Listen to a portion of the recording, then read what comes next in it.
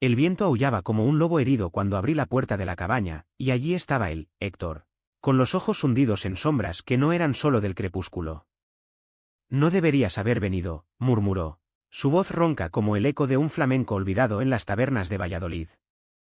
Mi corazón se detuvo, porque en ese instante supe que la invitación de Álvaro no era más que una trampa tejida con hilos de secretos familiares que me arrastrarían al abismo. No era la primera vez que mentía por amor, pero esta vez, el engaño tenía el sabor amargo del vino tinto de Ribera del Duero, y yo era el culpable que acababa de destapar la botella. Me llamo Javier, y en Valladolid, donde el Pisuerga serpentea como un río de recuerdos perezosos, mi vida se había convertido en una rutina de oficinas grises y cafés con leche que no calentaban el alma. Trabajaba en una pequeña editorial en el centro, corrigiendo manuscritos que hablaban de amores imposibles y venganzas pasionales, ironía cruel para alguien como yo, que a los 32 años aún no había vivido ninguno de verdad. Álvaro era el nuevo en el equipo, 25 años, ojos verdes como los prados de Castilla en primavera, y una sonrisa que desarmaba las defensas de cualquiera. Era hijo de un viñedo en las afueras, de esos que exportan a todo el mundo pero que en casa solo dejan deudas y silencios. Nos hicimos amigos rápido, compartiendo cigarrillos en los descansos y confidencias sobre la ciudad que nos ahogaba.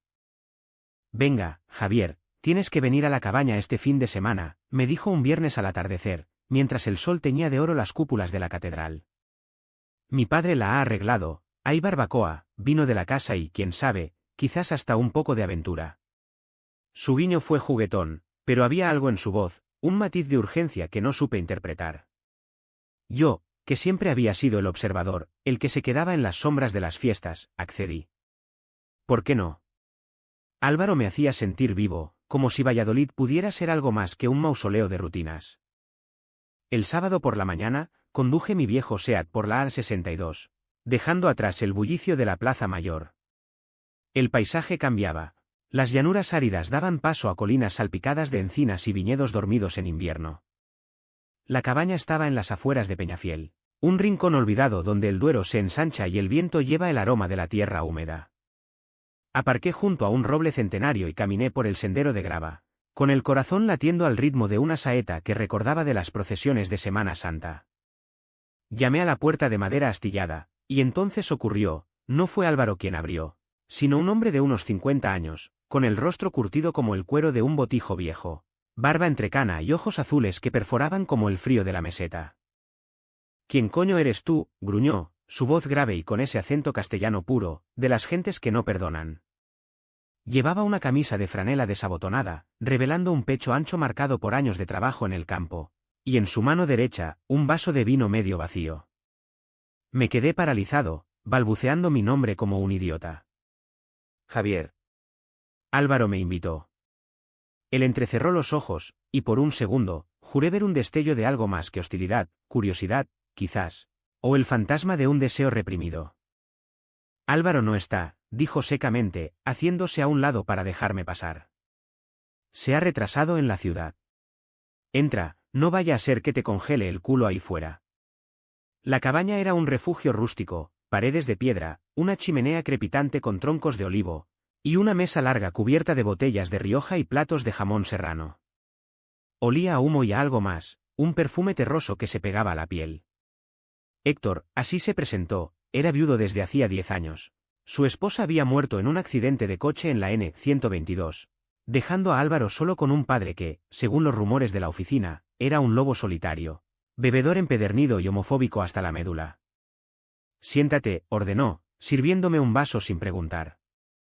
Y cuéntame, ¿qué pinta un maricón de ciudad como tú en mi casa? Sus palabras me golpearon como un latigazo. ¿Cómo lo sabía? Mi orientación no era un secreto en la editorial, Valladolid es pequeña, las lenguas sueltas, pero oírlo así, crudo y sin filtros, me dejó sin aliento. No soy. Es decir, Álvaro es mi amigo, mentí, sintiendo el rubor subir por mi cuello.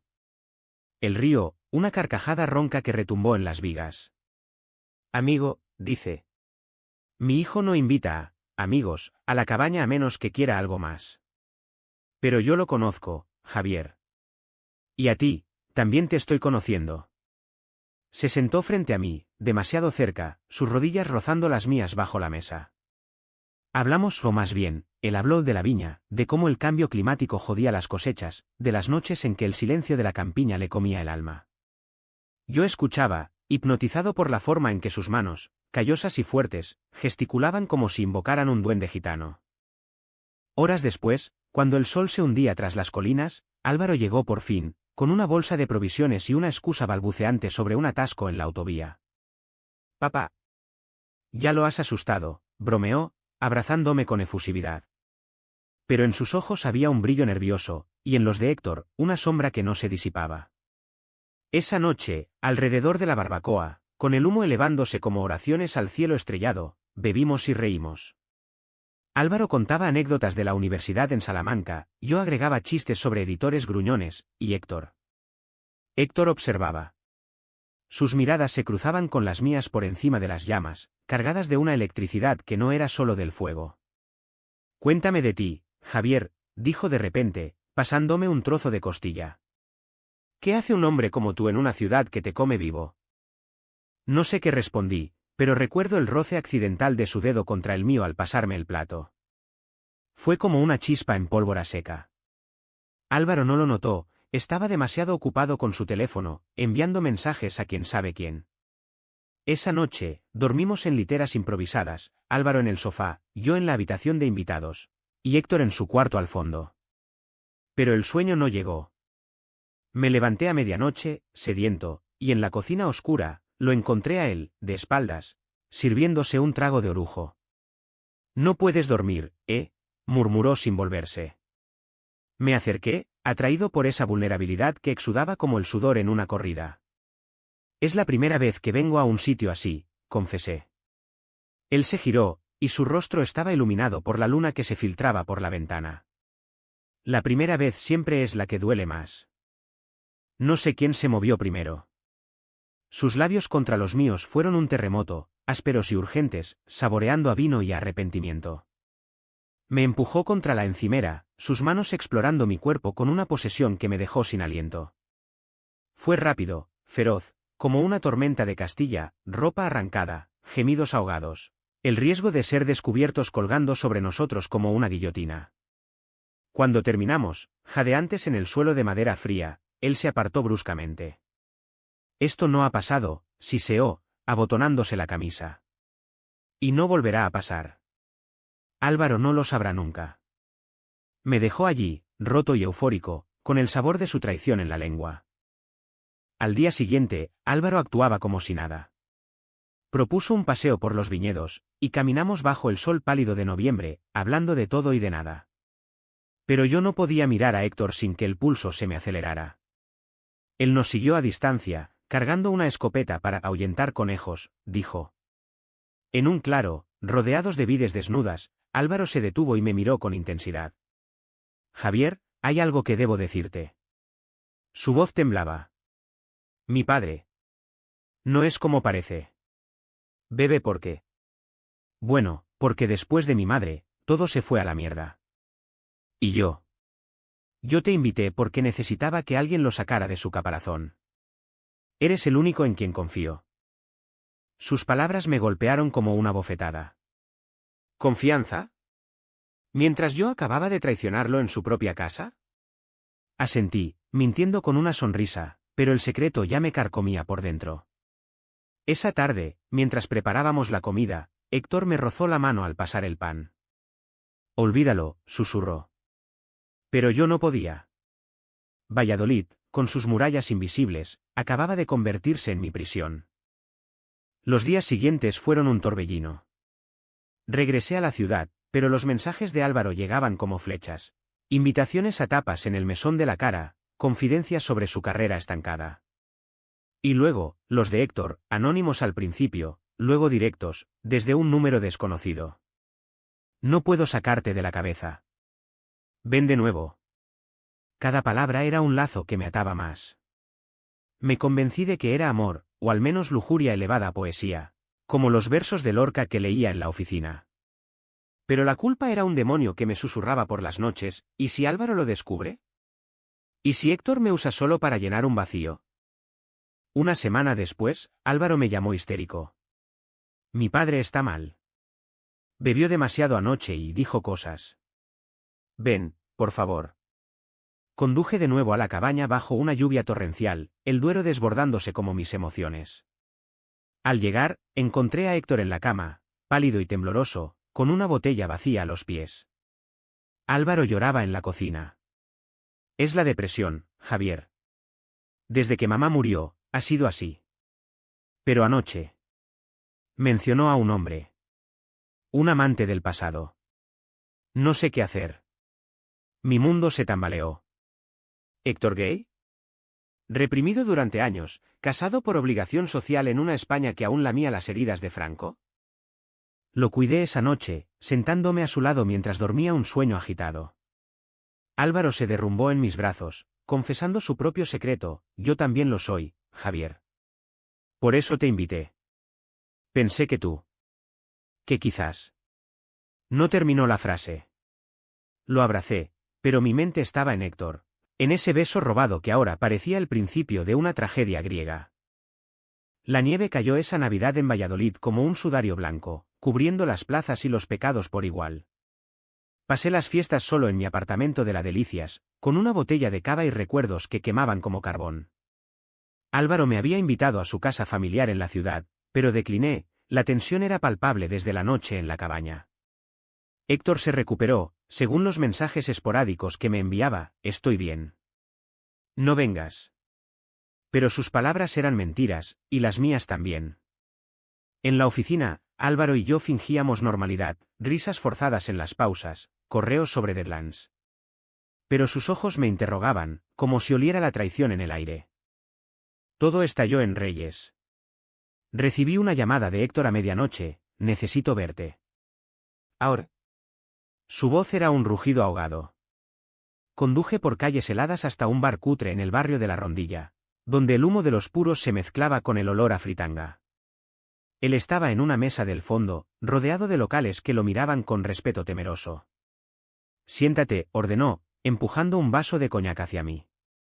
Hablamos en susurros, de su juventud en los 80, cuando ser gay en Castilla era como ser un hereje en la Inquisición, de su matrimonio forzado para salvar la viña, de la muerte de su esposa, que lo liberó y lo condenó al mismo tiempo. Álvaro no lo sabe, confesó, sus ojos húmedos. ¿Y tú? Tú me has despertado algo que creía muerto. Nuestros encuentros se volvieron rutina, citas clandestinas en moteles de las afueras, paseos nocturnos por el campo grande donde nos besábamos bajo los plátanos centenarios. Héctor era un amante voraz, posesivo, con una ternura oculta bajo capas de rudeza castellana. Me contaba historias de su padre, un guardia civil que lo molía a palos por debilidades. Yo le hablaba de mi infancia en un pueblo de León, huyendo de misas y novias impuestas. Eres mi salvación, Javier, murmuraba mientras su cuerpo cubría el mío en sábanas raídas. Pero el idilio era frágil como cristal de La Rioja. Cada vez que Álvaro me veía distraído, su rostro se ensombrecía. Estás raro últimamente, me dijo un día en la plaza de San Pablo, bajo la estatua de Zorrilla. ¿Hay alguien más? Mentí, por supuesto. Solo el trabajo. Pero la culpa me devoraba. Álvaro era inocente, un chico que buscaba en mí un confidente, quizás un amor. Y yo lo traicionaba con su propio padre. Una noche, después de hacer el amor en un pajar abandonado cerca de la cabaña, Héctor se volvió serio. Tenemos que parar. Álvaro sospecha. Si se entera.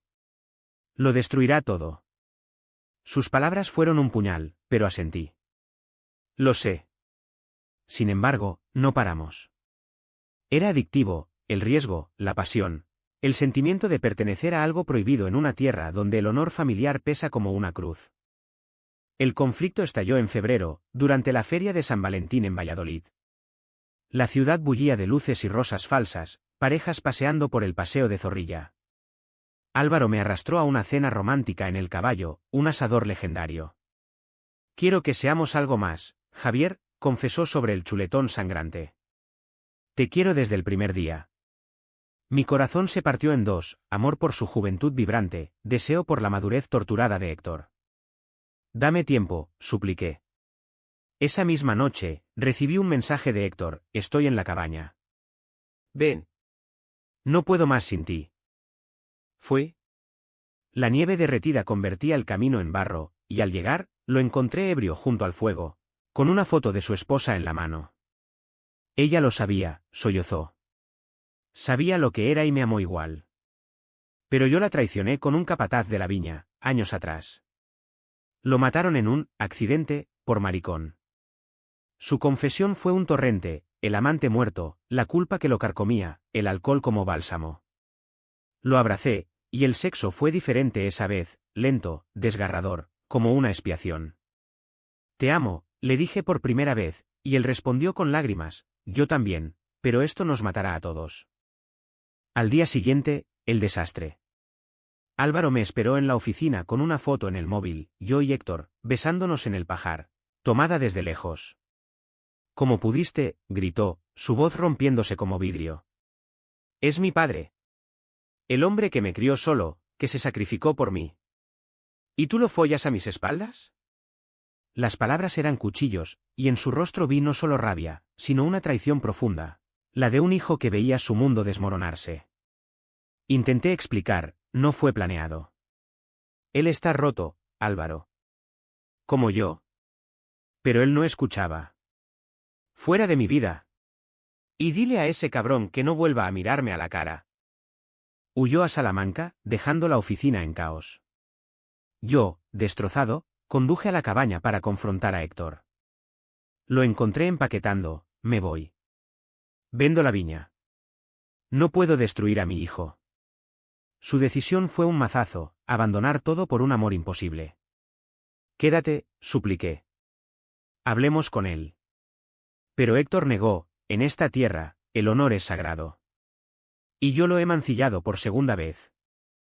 Los días siguientes fueron un infierno. Valladolid, con su Semana Santa acercándose, me parecía un teatro de procesiones donde yo era el penitente encapuchado. Llamé a Álvaro 1000 veces, él bloqueó mi número. A Héctor, le supliqué que no vendiera. En un arrebato, le confesé todo a mi mejor amiga, Carmen, una lesbiana flamenca que bailaba en las peñas del centro. Eres un idiota romántico, me dijo entre copas de vermú. Pero el amor verdadero no huye de la verdad. Ve y lucha. El alto trao llegó en la cabaña, una noche de tormenta. Álvaro apareció de improviso, con ojos enrojecidos y una botella en la mano. Quería verte morir de culpa, vociferó al encontrarme allí con Héctor. La pelea fue brutal, puños no, pero palabras como saetas. Tú me robaste lo único puro que tenía, le gritó a su padre. Héctor, por primera vez, no se defendió. Tienes razón, hijo. Soy un monstruo. Pero entonces, en un giro que nadie vio venir, Álvaro se derrumbó, no es eso. Es que yo también te quería, Javier. ¿Y ahora? Ahora lo entiendo. Papá siempre fue así, escondiendo su dolor. Como yo escondo el mío. La revelación fue un relámpago, Álvaro no solo estaba herido por la traición, sino por su propio amor no correspondido hacia mí.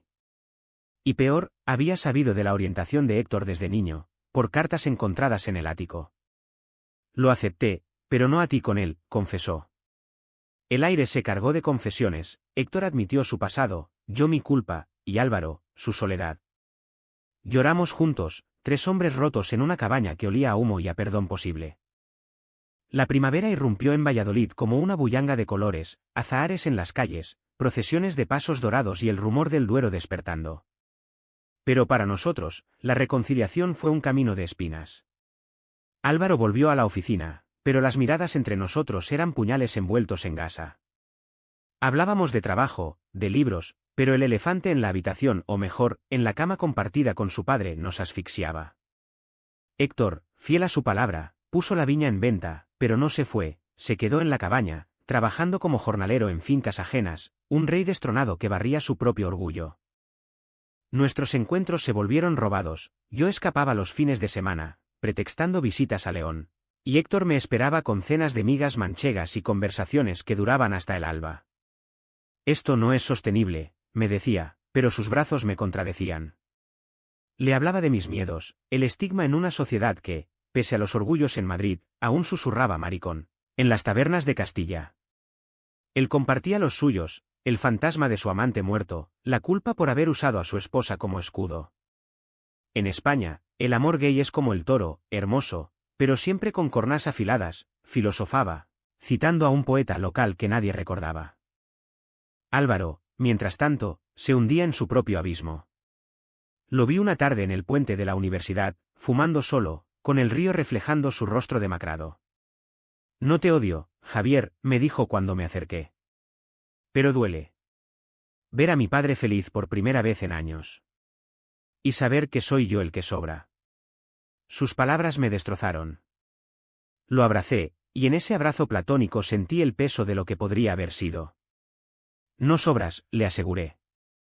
Eres el puente entre nosotros. Esa noche, le conté todo a Héctor, la confesión de Álvaro, su dolor filial. Él palideció. Lo he jodido todo. Debería irme de verdad. La decisión difícil llegó en Pascua. La viña se vendió a un inversor de Burgos, y con el dinero, Héctor planeaba mudarse a Galicia, a un pueblo costero donde el mar lava los pecados. Yo no podía dejarlo ir, era mi ancla en un mar de dudas. Quédate, le supliqué en la cabaña, bajo la lluvia de abril que tamborileaba como un tamboril andaluz. O ven conmigo a la ciudad. Podemos intentarlo, tú, yo, y Álvaro en paz. Él dudó, sus ojos azules nublados. El honor familiar. Álvaro me necesita más que tú. Fue el momento de la verdad, elegí no egoístamente. Entonces quédate por él. Y yo. Yo esperaré. Pero el destino, caprichoso como una saeta en una procesión, intervino.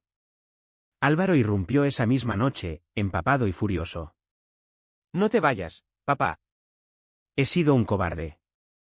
Sabía de tus preferencias desde hace años, y te juzgué como el pueblo juzgó a mamá por no darte un hijo varón fuerte. Lágrimas corrían por su rostro joven. Y Javier. Él te hace bien.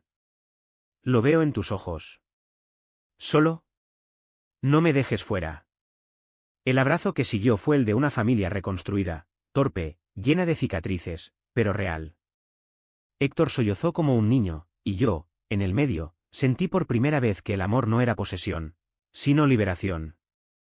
No fue fácil. Álvaro se mudó conmigo a la ciudad, en un piso compartido de la acera de Recoletos, donde reíamos de tonterías y llorábamos por las heridas. Héctor vendió la cabaña pero compró un pequeño apartamento en las afueras, y nos veíamos los domingos para comidas familiares, tortilla de patatas, vino de la casa y conversaciones que sanaban. Hubo recaídas, noches en que Héctor bebía solo, o cuando Álvaro databa a un chico de la universidad y yo sentía celos absurdos. Pero aprendimos. En el Orgullo de Valladolid, ese junio, marchamos juntos, 3 hombres de la mano, desafiando las miradas de los viejos en las plazas. Héctor, con su barba plateada, gritaba consignas con una voz que retumbaba como trueno castellano. Hoy, un año después, miro el Duero desde el puente de Majanos y sonrío. Héctor y yo vivimos juntos en un chalet modesto cerca de los viñedos que una vez fueron suyos, él cuida un huerto. Yo escribo mis propios cuentos en la editorial. Álvaro tiene novio, un pintor de Salamanca que lo hace reír como nadie. No es un final de cuento de hadas, hay discusiones, inseguridades, el eco de traiciones pasadas, pero es humano, como el flamenco que duele y eleva el alma. En España, donde el sol quema y el viento susurra secretos, hemos aprendido que el amor verdadero no conquista sin sangre, sino con lágrimas compartidas. Y si me preguntan por qué lo contaría todo, diré, porque en Valladolid, las historias no mueren, se reinventan, como el río que fluye eterno.